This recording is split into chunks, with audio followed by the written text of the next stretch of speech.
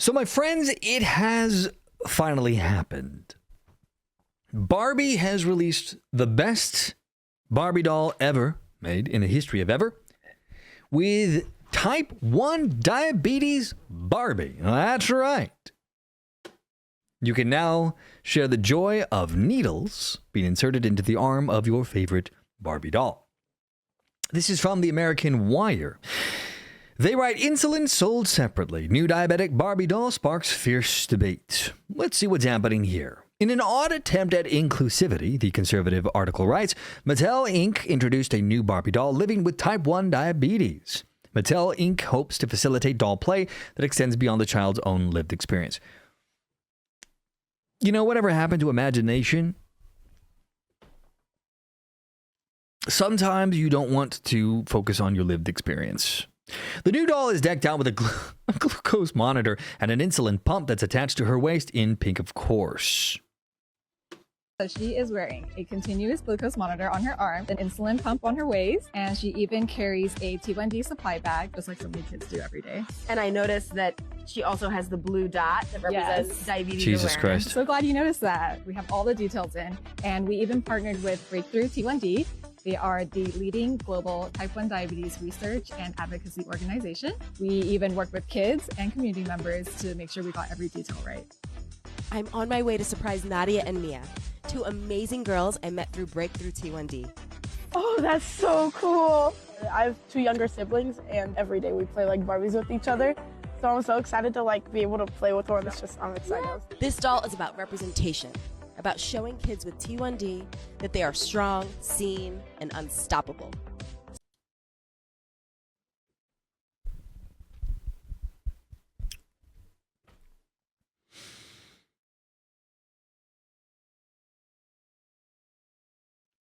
I don't know how this appeals to anyone outside of the virtue signalers. There's a reason why when people play video games, for example, nobody wants to play a morbidly obese character. There's plenty of really fat, morbidly obese people that play video games, but you want to be able to pretend that you're something that you're not. I had a brother that was a type 1 diabetic. No, I wouldn't play with Barbies, but if there was G.I. Joe, the diabetic soldier, with an insulin pack, I don't think I'd be that excited about it because it was an illness. It was a disease that made me concerned for my brother. Why the hell would I want to play with a toy that made me have to remind me of reality and have to look at this and go, wow, that sucks. You know, maybe they could sell some accessories like sugar-free candy. Tastes just like ass. I don't know. I mean, if it's a limited edition run and they're trying to sell it to, a bunch of people that want to be virtue signaling, sure, I guess. I just don't see how this has mass appeal. But at least they didn't do morbidly obese Barbie, I guess. Anyway, they said, introducing a Barbie doll with type 1 diabetes makes an important step in our commitment to inclusivity and representation.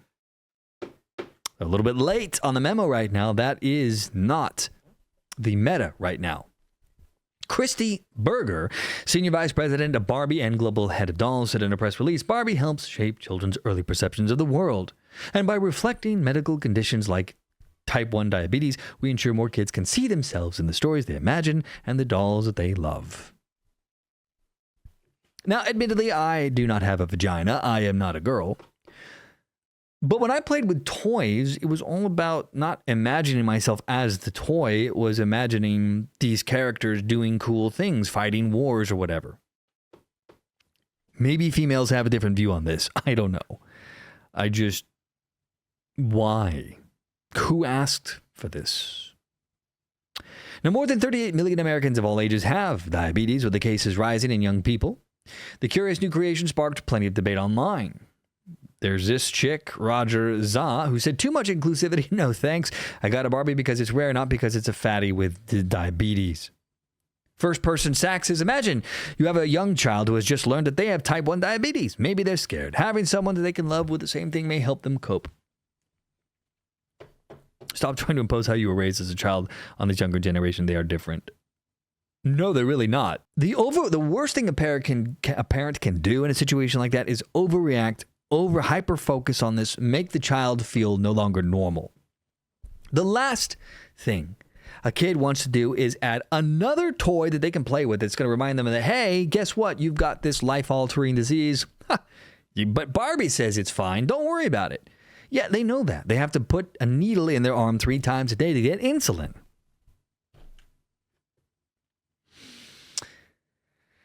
Yeah. Anyway, you got Chaluna, who says, that's actually kind of sweet. I knew a little girl at the school I worked with who had to wear a monitor on her arm and really needed to watch what she ate each day. It's nice that she could have a doll that looked like her, too. Again, the hyperfixation on an unfortunate illness. Not really what kids are looking for, I don't think. Barbies are supposed to be hot, not dying of random diseases, says Joey. And then Gen X mother says, girls live out their hopes and dreams with their Barbies. No one wants this. Ding, ding, ding. And then Lindsay says, as a type 1 diabetic that collects dolls, yes, I'll be buying this. All right. Yeah, see, I could see this where you got an older woman out there who's going to be like, oh my God, this is so sweet. But kids, this is not a doll for kids. I don't know what crack they're smoking. Really do not.